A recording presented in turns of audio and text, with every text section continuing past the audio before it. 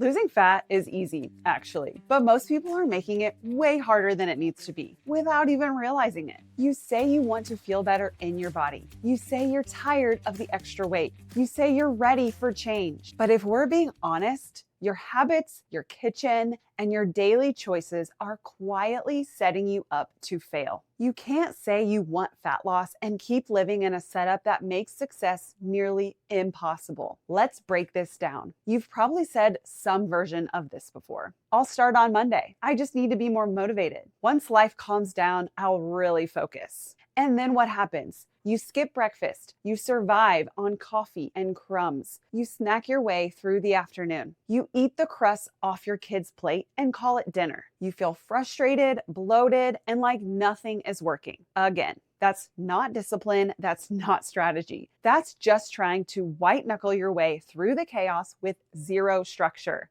And before I go any further, let me say this clearly. There are women out there who are being consistent. They're tracking, lifting, fueling their bodies, doing the hard work, and still not seeing progress. That could be due to deeper issues, hormonal imbalances, thyroid dysfunction, or real metabolic resistance. If that's you, this video isn't to dismiss your struggle. You deserve answers and real support. But if we're keeping it real, most women think they're doing everything right until we actually look closer, and then it all makes sense. I see this all the time with the women I coach. Once we dig into their daily habits, it's obvious they're doing some things right, but they don't have a full system that ties it all together. Once we build that, things finally start to click. If you've felt stuck, if you've told yourself fat loss is just so hard, you're not alone, but you're also probably not being as consistent or strategic as you think. And when you shift out of the all or nothing chaos and into a system that actually supports you, fat loss becomes less emotional,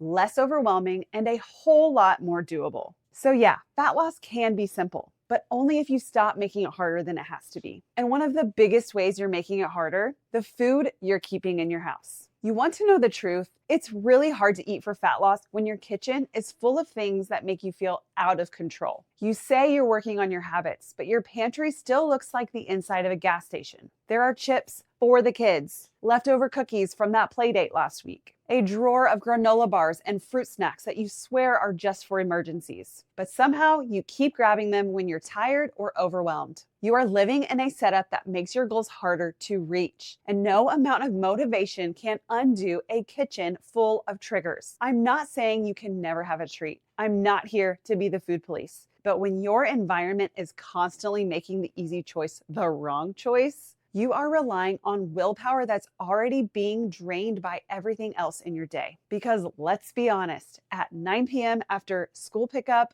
work, dinner, dishes, and bedtime routines, you are not going to meal prep chicken and veggies. You're going to grab whatever is in reach. And if what's in reach is chips or leftover birthday cake, that's what you'll eat. The average mom doesn't fail at fat loss because she's lazy. She fails because she's set up to fail from the minute she walks into her own kitchen. So yes, clean it out, not just for your progress, but for your peace of mind. Because when your environment supports your goals, the rest becomes a whole lot easier. Now, I know what you're probably thinking. Well, I have to keep some of this stuff around for my kids. But let me challenge you on that for a second. If the food you're buying is making it harder for you to reach your goals, why are you feeding it to your kids? I get it. It feels easier to just keep the fruit snacks, the sugary yogurts, the ultra processed snacks around because that's what they're used to. But here's the truth. If it's not good for you, it's probably not great for them either. And no, I'm not saying your kids need to go keto or eat chicken and broccoli out of glass containers. I am saying that if your pantry is full of things you have to mentally battle every single night, and the reason you're keeping them is because the kids like them, that's worth looking at. Because the truth is, the food you buy for them is still food you live with. It still affects your choices, and it still shapes what your kids see as normal. You're not helping your kids by giving them daily access to sugar-packed, nutrient-empty foods. You're making your job harder, and you're reinforcing a relationship with food that they'll carry into adulthood. What if instead you stocked snacks that you feel good eating too? You normalized fruits, veggies, protein, and healthy fats as everyday foods, not the boring stuff that they avoid. You raised the standard without making it restrictive or obsessive. Balance doesn't mean junk every day. It means quality food most of the time and room for treats some of the time. That's the kind of balance that helps both of you win. You don't have to go full on health nut or throw out every treat in the house. But if you're constantly buying stuff that you know makes it harder to stay on track and calling it balance because your kids like it, let's be honest, you're making it harder on yourself and they're not really benefiting either. You're the one buying the groceries, so you get to decide what comes home and what doesn't. I'm saying all of this out of love. And yeah, changing what you buy is a good start, but that's not enough. If your life has zero structure and every day is a free-for-all, you're still going to end up grabbing whatever's easiest, no matter what's in your house. Let me say this as clearly as I can. You don't need more motivation. You need a better setup. You keep telling yourself you need to try harder or just get back on track, but the truth is, your environment is making this way harder than it has to be. You're not making bad choices because you're lazy. You're making them because the default options in your life are working against you. Let me give you an example. If you walk into your kitchen hungry at 12 p.m. and there's no protein prepped, no plan for lunch, and snacks in every cabinet, guess what you're eating? It's not because you don't want it bad enough. It's because your system makes failure the easiest option. Your environment should make the right choice the easy choice, not the impossible one. So here's what I want you to hear. Fat loss doesn't come from trying harder. It comes from planning smarter, having go-to meals ready so you're not guessing, buying food you actually want to eat when you're tired, keeping the tempting stuff out of your house when you're in a vulnerable season, and making decisions ahead of time before you're hungry, tired, or stressed. Structure beats motivation every single time. And this is exactly what I help my clients build. Not a perfect plan, just a structure that actually works in their real, messy life. When we put those simple systems in place, they're not relying on willpower anymore. They're just following through without all the stress and the guesswork. And if you're a busy mom, you need structure because chaos will win every time if you're trying to wing it. So instead of asking, why can't I stay consistent? Start asking, how can I make consistency easier to repeat? So once you've cleaned up your environment and stopped relying on motivation, what now? This is the part most people overlook because it's not flashy, it's not new, it's not exciting, but it's the exact stuff that works. And it's probably the stuff you keep skipping. Here's the truth no one wants to hear. Fat loss isn't complicated. It's just a little boring. It's not a detox. It's not a secret trick. It's doing a few unsexy habits over and over again, even when you're not in the mood. Here's what works. Number 1, eat 30 grams of protein at breakfast, not just a little protein, a full 30 grams. It sets the tone for your blood sugar, cravings, and energy for the entire day. Number 2, strength train 3 to 4 times a week. Not hours in the gym, I'm talking 20 to 30 minutes consistently. Muscle is what keeps your metabolism active. If you're not lifting, you're not maximizing fat loss. This is why I give my clients 20 to 30 minute strength workouts every week. Number 3, walk every day. Not for steps, for sanity, for blood sugar, for circulation. Walking is the most underrated fat loss tool there is, and it costs $0. Number 4, drink water. Half your body weight in ounces minimum, ideally more. It supports digestion, energy, and appetite control. And most moms are walking around dehydrated and calling it exhaustion. Number 5, prioritize sleep, even if it's not perfect. Look, I know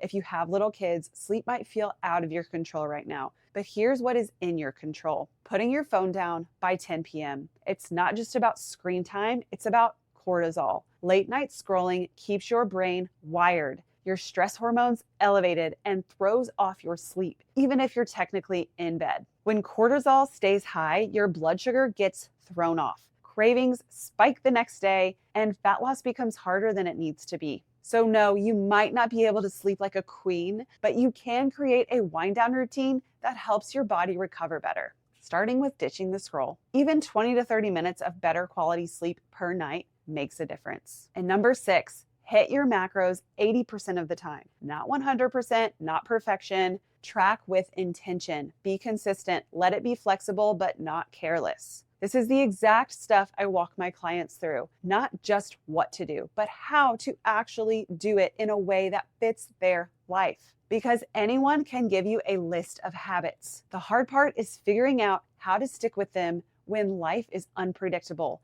And that's where real change happens. None of this sounds groundbreaking, and that's the point. You're not stuck because you don't know what to do. You're stuck because you're skipping the boring stuff that actually works. Now, here's where most people mess this up. They try those habits for a few days, maybe a week, and when life happens or things aren't perfect, they quit. But guess what? Fat loss isn't about perfection. It's about showing up, especially when it's not perfect. Let me say this clearly. You don't need to be perfect. You just need to stop quitting every time things get messy. You missed a workout? Cool. Hit the next one. You had a random Tuesday night pizza situation? Move on. You forgot to track this weekend. That doesn't mean start over. It means keep going, because fat loss isn't linear. It's not a perfect streak. It's not all or nothing. It's the boring, basic habits done most of the time. I tell my clients all the time, you're not behind, you're just expecting results from part-time consistency.